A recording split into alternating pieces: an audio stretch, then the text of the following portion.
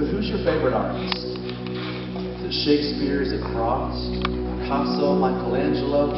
Is it the Beatles, Rembrandt, Michael Jackson, or Beethoven? We go on and on about who we think is the greatest, not recognizing even the infrastructure to answer that question is misled and outdated. See, there is no debate about who's the greatest, because all those other artists we mentioned, yeah, the greatest made them.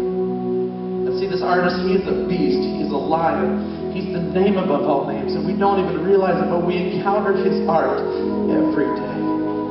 And he deserves all the claim, he deserves all the fame, because all other artists pass away, but he remains. And by the way, his name is God, Yahweh, Creator, your Maker. He's infinitely creative. There is no one greater. See, in the palm of his hand, he holds all the sand, the author of life, and he whispered, "Let's make man." And what if I told you that you are God's poetry? That you were created because someone else was creative?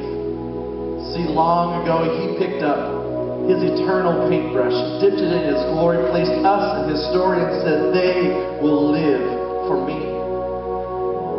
And I know this sounds outlandish, and we're not the product of random chances. In fact, we are not even the vine, but we're actually the branches. And in the same way, we are not the artist.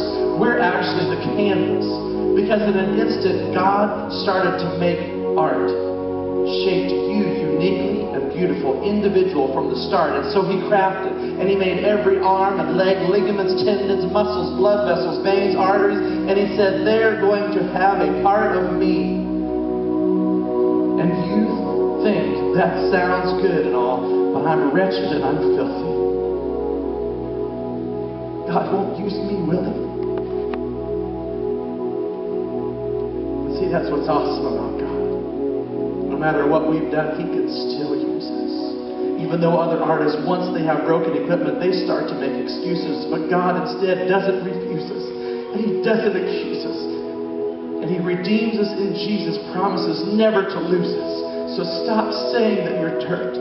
Stop saying that you're scum of the earth. You ought to be careful about how you talk about someone else's work, because if we trusted in Jesus, we can stop saying we're filthy. I mean, don't you see that we're drawn to repentance because of his kindness? So how dare I call myself worthless when he says that I'm priceless? Because he's the one that gave Van Gogh the imagination to change the face of painting. Tell me, who else is responsible for Mozart being able to compose at age 5 without formal training? See, he made the fingers that Beethoven used to make art on the keys. For Pete's sake, he made Stevie Wonder one of the best musicians of our time, and he couldn't even see. And that's why, in the same way that our lives are borrowed time, this poem is borrowed lines, because the most ridiculous statement we could ever say is that this poem is mine, because we are not self-sustaining. No, we're not self-creating. Technically, nothing we do is original. We're just imitating. And that's not a diss. All I'm trying to say is this, that even in our own creativity, is nothing more than an outflow of his. And so I'll end with this.